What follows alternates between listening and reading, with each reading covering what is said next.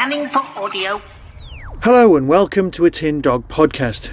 Now, this time I'm going to be talking about this, which is Jekyll and Hyde from Big Finish. A lot of people will have seen Jekyll and Hyde. I mean, let's face it, you're coming to this knowing that Jekyll is Hyde.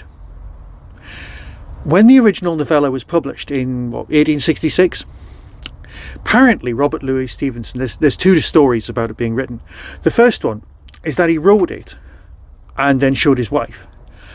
And his wife found it completely immoral and offensive, and she burned it. And it also had hints and links to certain people, I think in Edinburgh society, that she didn't really want to offend.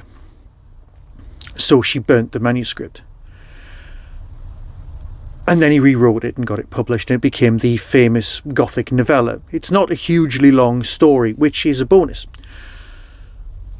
It's the sort of thing you might do at school. You probably won't, but you might. Now, Nick Briggs is approached by, I think it's a literary society, or perhaps Norwich theatres, and they're doing a crime season, and they say, can you adapt the novella for this, for a stage play? He goes away and does this. Now what he does is he takes the original narrative, which is mainly first person and talking about it's from Jekyll's friend. Jekyll always does sound more like a monster name than Hyde, but obviously he's hiding because he's inside. It's a fairly on the nail kind of a name. So he takes the narrative and turns it into a police procedural, as if it's being investigated, because let's face it, there's a crime involved. So he's already taken the narrative, the original story, turned it into something else. Then he's gone to Jason Hay Gallery and gone, look, I've done this, let's do this. And of course, because he's in charge of Doctor Who and stuff like that, he needs to be concentrating on that. So it takes absolutely ages for us to get this version, which is in our favour. Because not only is it an adaptation of the original turned into a stage play, this has been put through audience testing, like the Marx Brothers used to do before they made their films. They used to tour their films as a stage play and work out where the laughs go so they could do the pauses. This production has gone through not just rewrites, but it's evolved. It's been tweaked, honed, and you can tell. Polished, even.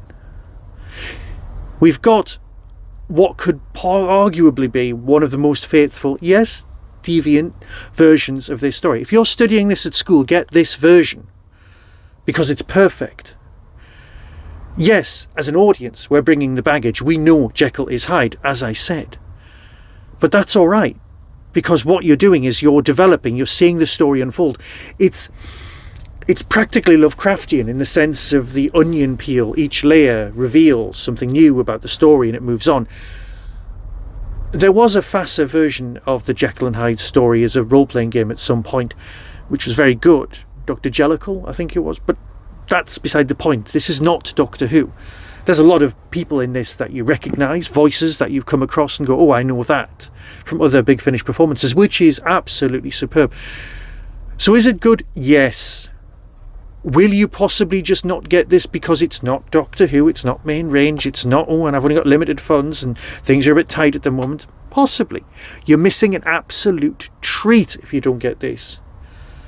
It's a gorgeously well-crafted, well-performed piece.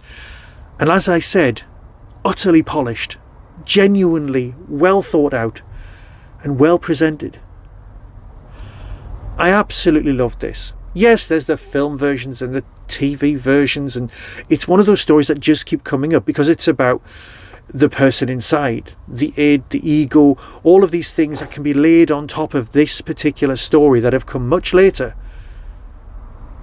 And it works. It works really, really well. Here's the trailer. Decide for yourself. But as far as I'm concerned, this is arguably a massive classic. And if you don't get it, you're missing out. So until next time, be seeing you. From Big Finish Productions, Big Finish Classics, Jekyll and Hyde.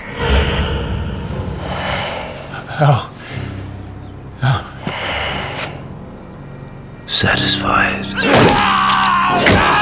Oh, he's commonplace enough to look at, a bit on the short side, but when you do look at him, you wish you had never done it. You wish you could forget. But I can never forget. I'll never forget that face. Never forget what he done.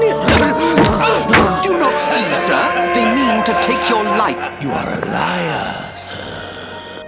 I beg your pardon. And I did not give it. By all lights, and at all hours of solitude and concourse, I was to be found. There, waiting. If he be Mr. Hyde, I thought, I shall be Mr. Seek. Like a blind fool, I welcomed it into my heart, my home, and it very nearly destroyed me.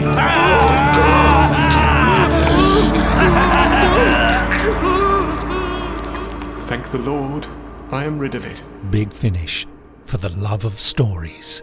The moment I choose, I can be rid of Mr. Hyde.